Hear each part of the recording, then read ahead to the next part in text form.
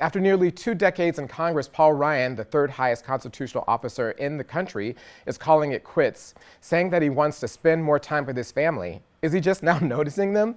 Paul Ryan rose to power in Congress by advocating drastic cuts to economic opportunity programs. Here to talk to me about Paul Ryan's legacy is Jesse Moore, former aide to President Obama and founder and principal at Common Thread Strategies. It clearly seems that what is the biggest political story this week is the resignation of Paul Ryan. What was your first thought about that when you heard it and when Paul Ryan resigned? Well, I think the first reaction was the obvious one that's getting a lot of play, which is that this speaks to the wind that's at the back of Democrats coming up this fall. And I think that is true. But I also see it as kind of the continuing death rattle of a party that is kind of dying before our eyes, and it is a scary place for anyone who's trying to be a rational, functional legislature from that side. Mm-hmm.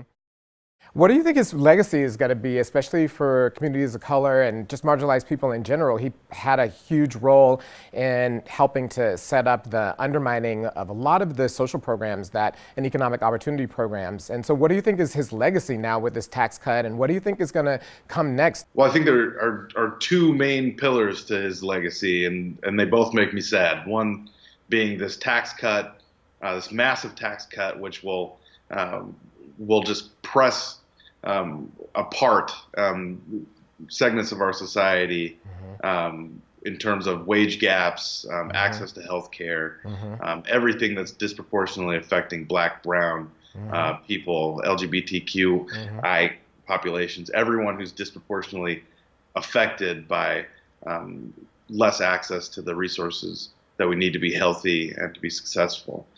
So the tax plan is a catastrophe, and we're going to see that over time.